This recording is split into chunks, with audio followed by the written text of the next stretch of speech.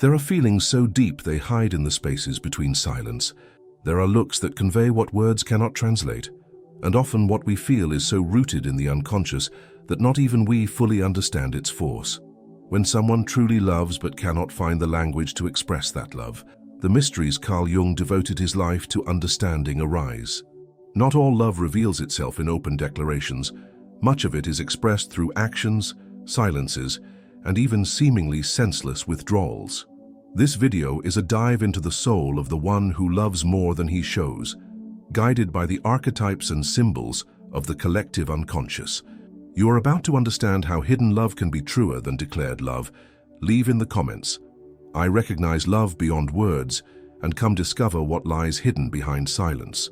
In Carl Jung's analytical psychology, repressed or unspoken feelings are not simply forgotten. They lodge in the unconscious, creating deep behavioral patterns. When someone loves but cannot express that love, we face a dynamic involving shadow, projection, and the difficulty of integrating essential aspects of the psyche. The shadow, in particular, represents the hidden aspects of personality, including fear of vulnerability, pride, or even past traumas that made expressing love an emotional risk. Someone who loves in silence may be projecting both idealizations and internal conflicts onto the other, creating an ambiguous bond, strong yet mute. Moreover, many men, due to cultural pressures or personal experience, repress the anima, the feminine principle in the male unconscious, responsible for sensitivity, empathy, and emotional expression. By failing to acknowledge this inner dimension, they become unable to translate their feelings into words, even though their actions reveal intense care. Individuation, the essential path Jung proposed, is the process of becoming who one truly is by unifying internal opposites. For someone who loves silently, the challenge is to integrate that love both consciously and unconsciously, recognizing the feeling, embracing vulnerability, and finding a language for what once seemed unspeakable. This video is a journey through that inner universe, where love, even without words, has deep roots. Understanding it is an essential step toward interpreting the most intense silences in our relationships. Not all silence is absence. Often, silence carries more emotional weight than words could ever express.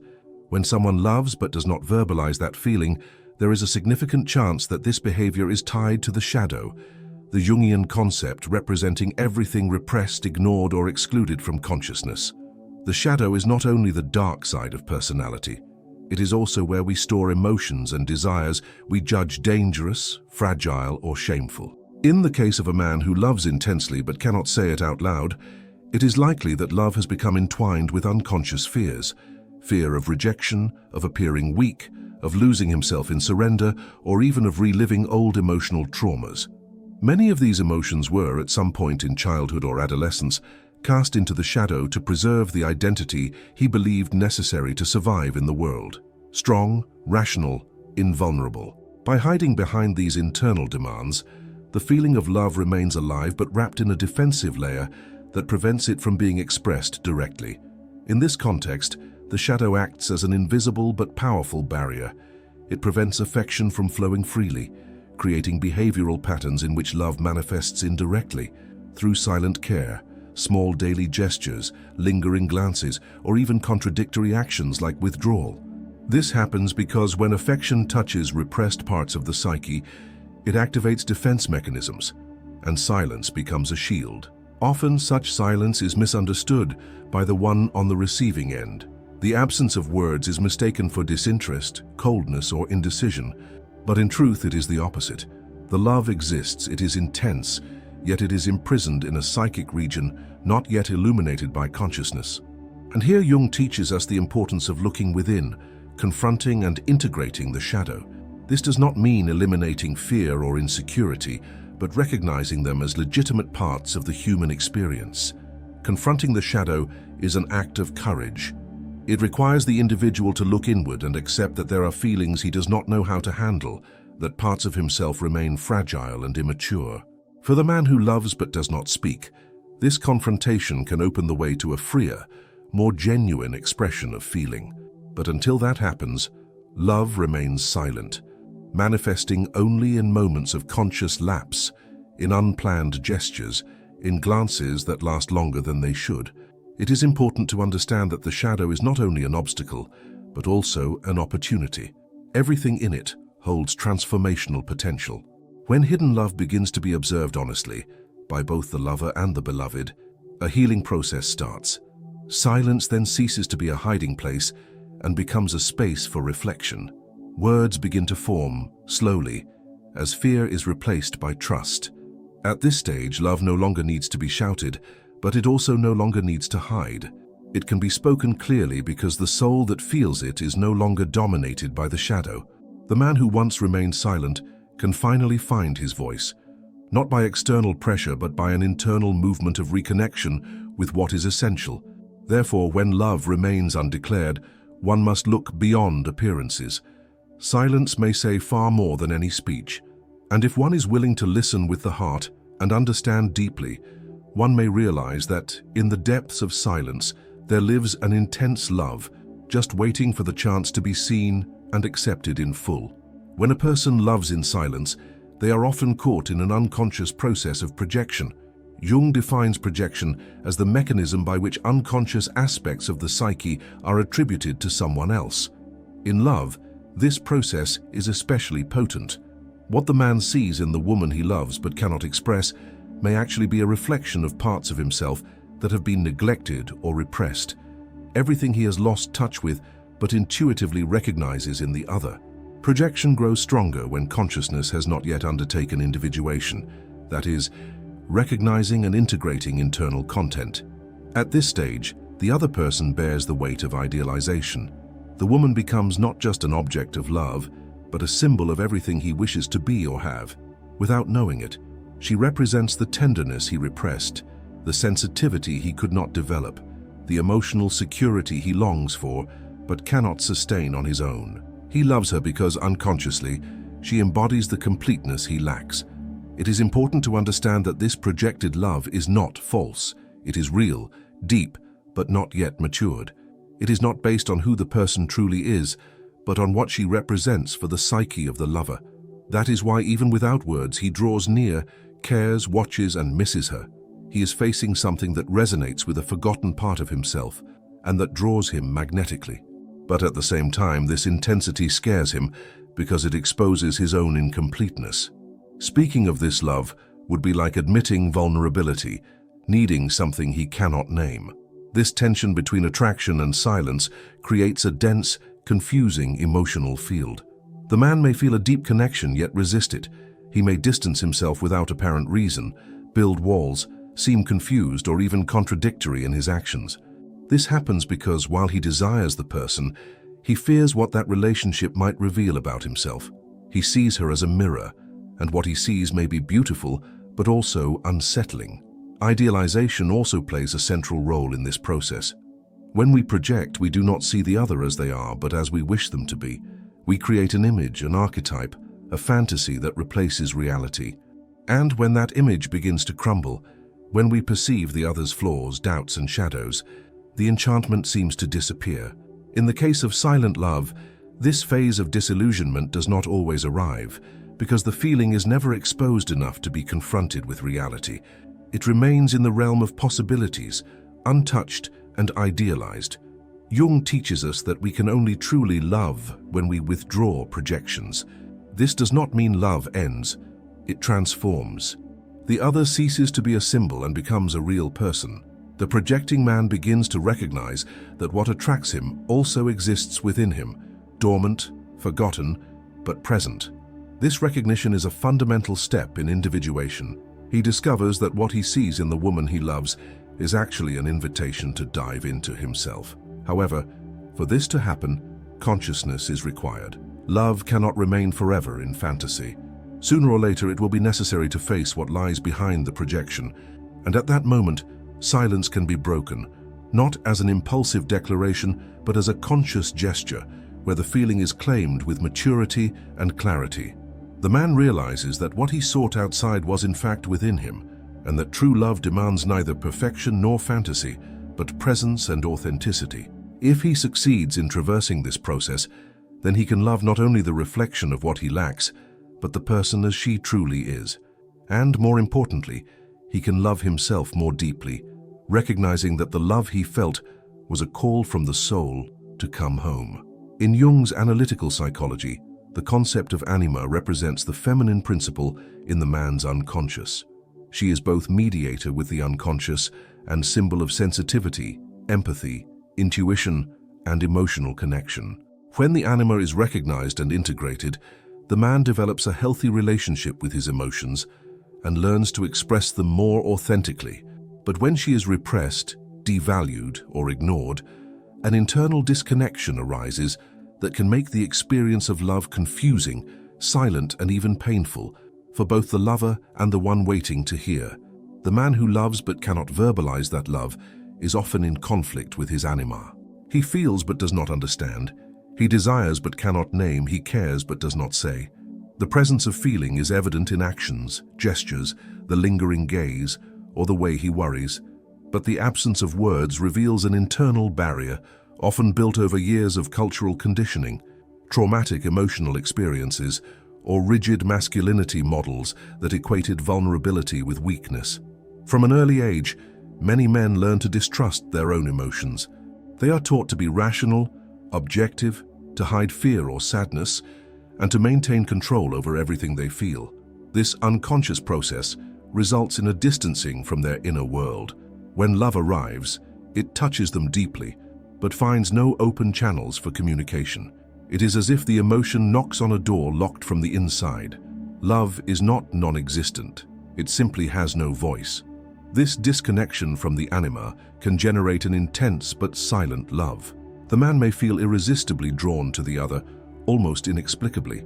He may find himself thinking of her constantly, imagining scenarios, forming deep emotional bonds. But when he tries to express this feeling, he encounters a blockage, as if words are unavailable. This is not intellectual incapacity. It is a psychic defense erected to avoid confronting internal aspects banished from consciousness.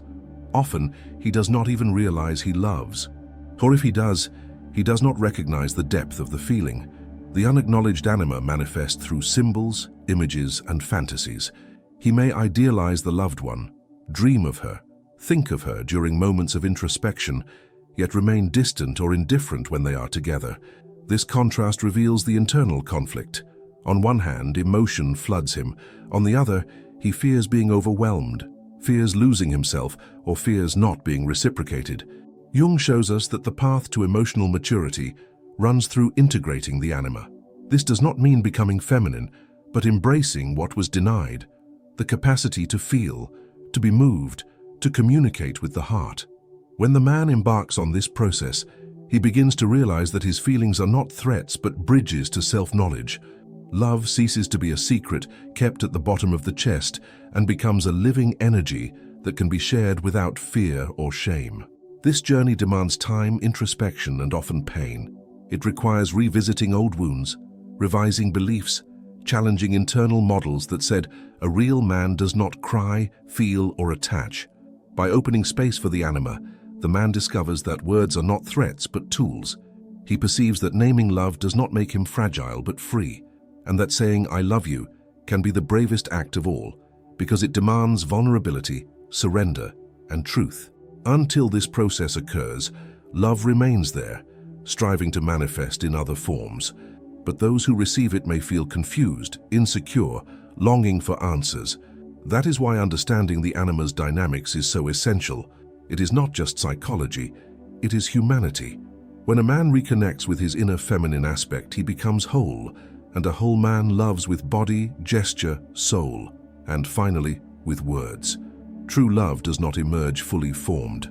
It is built in the meeting of two souls, but also, and above all, in each one's encounter with himself. For Jung, this inner process is called individuation, the path by which a person becomes fully, consciously, and integrally who he is.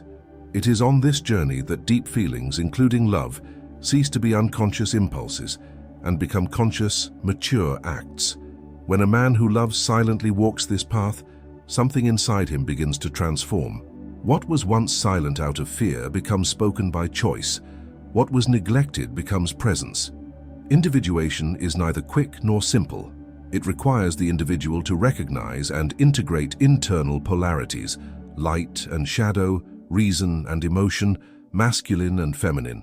For the man who harbors love within himself, without knowing how to express it, this journey implies coming into contact with neglected parts of himself, suppressed feelings, unheard needs, old traumas that shaped his way of loving and protecting himself. To love consciously in this context is not only to look at the other with tenderness, but to look at oneself with honesty.